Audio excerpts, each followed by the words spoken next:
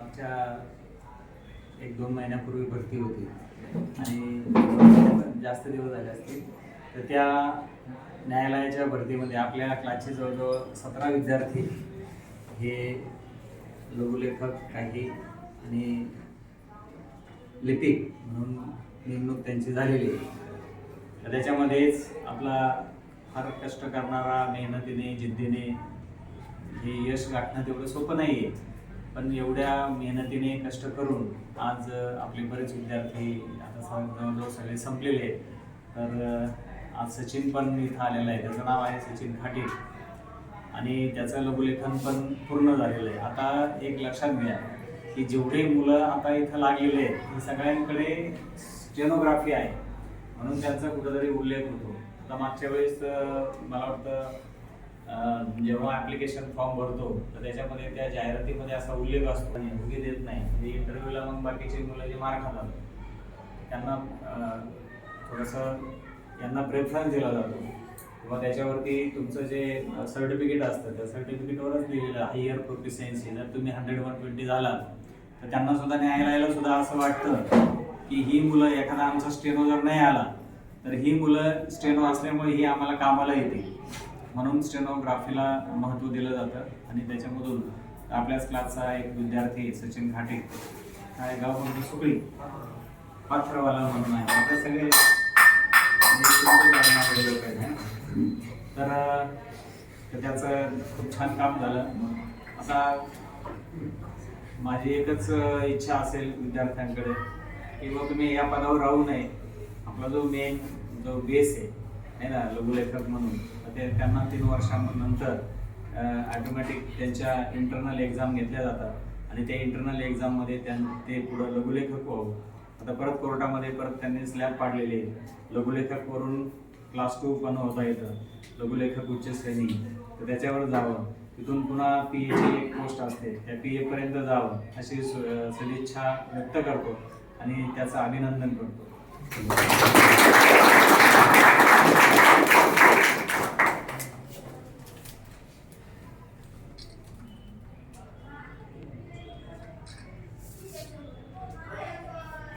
लक्षात नाही येत.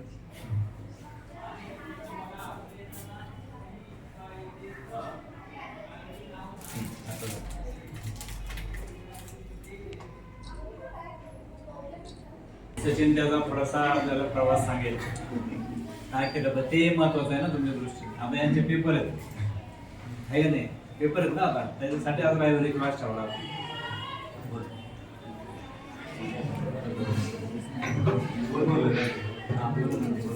सगळेच बोलले आता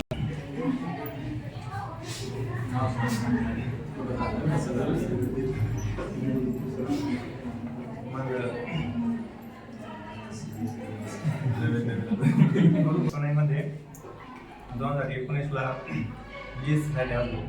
माझं टार्गेट फक्त BSc करणं आणि नंतर BSc केमिस्ट्री करणं, नंतर MSc करून कंपनीत जाणं एवढंच होतं.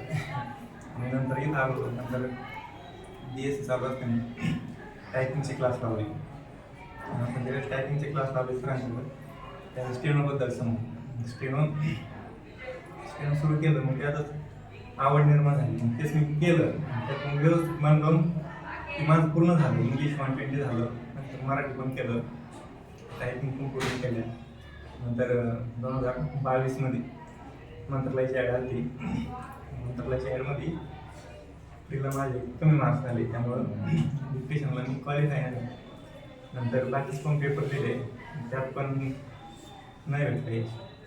नंतर 2023ला डिसेंबरमध्ये कोर्टाची ॲड आली. मग कोर्टाची ज्यावेळेस ॲड आली त्याच्या आधीपासून मी टार्गेट ठेवलं होतं कोर्टात. आता MPC तर हुकलं होतं, नंतर एकच टार्गेट होतं का कोर्टाची एक मोठी भरती आपल्यासाठी. त्यात मन लावून करायचं फक्त टायपिंग. एक व्यवस्थित केलं मी आधी टायपिंग. ज्यावेळेस ॲड आली त्याच वेळेस माझं स्पीड कवर होतं टायपिंगचा. आणि नंतर मग तिथून पुढं नंतर स्टे लागला यायला भरतीला, अजून जास्त दिवस भेटले टायपिंगला पण. आता एक 1.5 महिन्यापूर्वी टायपिंगचे पेपर झाले. त्यात मग फायनल सिलेक्शन होऊन गेलं.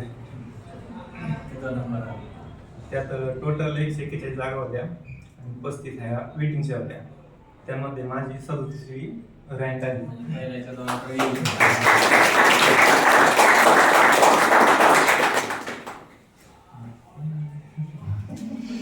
हे सगळे पोरं आता प्रशासनात जाणार आहे, लक्षात ठेवा. आता यांच्या डोक्याला काही ताप नाही राहिला. आलं संपला आता ज्याच्यासाठी याच तुकाराम महाराजांचा अभंग याच्यासाठी केला होता अट्टहास. शेवटचा दिवस, शेवटचा म्हणजे त्यांचा शेवटचा दिवस बोलण्याचा वेगळा आहे. आपला शेवटचा दिवस म्हणजे तुमची विद्यार्थी दशा टू नोकरी, हा शेवटचा दिवस. आता तो शेवटचा दिवस गोड झालेला आहे. तसा तुमचाही जर केलं प्रामाणिकपणे, तुम्ही अभ्यास केला आहे, ह्या पोरांनी इतके कष्ट घेतलेले आहेत की घर सोडून राहणं एवढं सोपं नाहीये. तर त्याच्यात हा पण आहे. आता ठीक आहे, अपयश येत असतं, बऱ्याच गोष्टी घडत असतात, काही जीवनामध्ये घडत असतात. पण मी नशिबाला मानणारा माणूस नाही. तर बरेच जण म्हणतात मिळालं, नशिबाने मिळालं. अजिबात नाही. मी सांगत असतो, तुमच्या मनगटात जर दम असेल तर तुम्ही काही करू शकता. बरोबर आहे. आता यांच्या मनगटात दम होते. माझं नेहमी एक वाक्य असतं, काल कधीतरी आपल्या एका विद्यार्थ्यांनी बोललं, बाप दाखव नाही तर श्राद्ध घाल. दोन्ही तर एक करावं लागेल ना. एक तर बाप दाखवावं लागेल, असला तर, नसला तर मग श्राद्ध घाल. तशी परिस्थिती शॉर्ट हँडच्या बाबतीत. आता लोकांना वाटतं हे सोनईमध्ये एवढे मुलं होतात, पण त्याच्या मागचे कष्ट त्यांना दिसत नाही.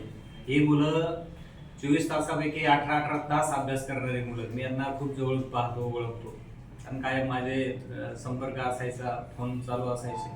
आणि त्याच्यामध्ये आता हे जे यश मिळालं हे खरंच त्याचं कौतुकास्पद यश आहे. खूप मेहनत आहे, खूप प्रचंड कठीण परिश्रम आहेत, म्हणून ते मिळतं. हे महाराष्ट्रातली मुलं आहे. त्याच्यामध्ये जिथं जास्त जागा असतील तिथं मुलं बाहेरची येणार की नाही. महाराष्ट्रामधून फक्त एकच कोर्ट असं होतं CMM की त्याचं मेरिट फक्त मला वाटतं 12 लागलं होतं. तर त्या जे असे आता तिथं जागा कमी होत्या. किती होत्या? 40 काहीतरी होत्या ना. हा, तर त्याच्यामुळे मग मुलांना वाटलं जिथं कमी जागा तिथं ऍप्लिकेशन करू नये. फक्त एकच तेवढं एक कोर्ट होतं. बाकी सगळ्या ठिकाणी मात्र मेरिट बऱ्यापैकी लागलं. म्हणजे 26 मार्क जर म्हटलं 40 पैकी, तरी म्हणजे 25% तसं पाहिलं तर 25-30%. तर 39 मार्क 40 पैकी किंवा 31च्या पुढं कोणीच नाही. म्हणजे तुम्ही विचार करा पेपर कसा असेल. आणि याच्यातून आपले क्लासचे जे विद्यार्थी आहेत, आता जेव्हा विद्यार्थी एकमेकांना कनेक्ट होतो आणि यांचं जे फ्रेंड सर्कल आहे हे खूप स्ट्रॉंग आहे. आणि त्याच्यामुळं असं नाही की हा पुढं चालला मी मागे हो असं नाही. तर ते एकमेकांना खूप सहकार्य आहे. ते हे एक आपलं खूप चांगलं, म्हणजे मी त्या संघटन त्याला मी खूप मानतो. आणि केवळ त्याच्यामुळंच हे मित्रांच्या एकमेकांच्या परिश्रमामुळं तो करतो, मग चला आपण केलं पाहिजे. एखाद्याला काही प्रॉब्लेम आला तर तो दुसरा त्याला सपोर्ट करतो, नाही असं नाही, हे होणार आहे. काय होतं, फक्त जी मुलं आहे, आता ऋषीसारखा विद्यार्थी, ऋषी कुरकोटे तुम्ही पाहिला असं, फक्त आता त्याचं 22 वर्ष अवघं वय आहे. आता 22 वर्षात इकडे ग्रॅज्युएशनला किती वर्षाला, 21 वर्ष ग्रॅज्युएशनला लागतात. 22व्या वर्षी नोकरीला लागणं म्हणजे काय खेळ नाही, सोपी गोष्ट नाही. पण आता लढलं पाहिजे. आता त्याच्या बाबतीत आता तुम्ही म्हणाल सर त्याचं नशीब होतं, नशीब नव्हतं. तर शेवटी टायपिंग ॲक्युरसी ज्यांची झाली त्याच मुलांचं सिलेक्शन झालेलं आहे. आता बरेच जण म्हणतात नाही आम्ही त्या लिस्टला 70 नंबरला नाव होतं, अमकं होतं खालचे. आता ही पोरं कसं काय वर गेली, आता यांचे थोडेच वशिले आहे की काय. पण नंतर बोलण्यात मजा नसते. मी काय सांगत असतो, तुम्ही वर्तमान काळात आज काय तुम्ही त्याला महत्व आहे. आता उद्या समजा शॉर्ट हँड तुम्ही शिकताय, आता 10 वर्षांनी अजून समजा आपला क्लास चालू आहे, एखाद्या हा माझं शॉर्ट हँडला मी होतो, अरे पण तो आता गाया पितो ना, त्याचं काय. म्हणून त्या हुशारीला किंमत नाही. आता जे आहे ना तुम्हाला इथं, म्हणून मी म्हणत असतो बाप दाखव नाही तर श्राद्ध का. तुझ्याकडे आहे ना तर मग तू ते सिद्ध केलं पाहिजे. उगी नाही तर मग शिकायचं त्या शिकण्याला काही मजा नाही. बरोबर, यायचं आपलं उमलत दप्तर टाकायचं, कुठं चालला क्लासला चालला. अरे पण त्याच्यातून तुला आज आउटपुट काय मिळालं, आज मी काय शिकलो, नवीन काय शिकलो, हे तुम्हाला कळायला पाहिजे. आता ह्या मुलांनी कधीच क्लास बुडवले नाही, स्वतःशी गद्दारी केली नाही. तुम्ही जगाशी करा पण स्वतःशी नका गद्दारी करू. ज्यावेळेस अभ्यास करता त्यावेळेस आपल्याला कळलं पाहिजे, नाही आज माझ्यात एवढी इम्प्रूव्हमेंट झाली, का नाही होणार. मी याला टायपिंगच्या जेव्हा स्किलला होते मुलं, तेव्हा मी त्यांनाही सांगितलं होतं, म्हटलं विदाऊट मिस्टेक मारा, सिलेक्शन फक्त इंटरव्ह्यू मॅटर करत नाही.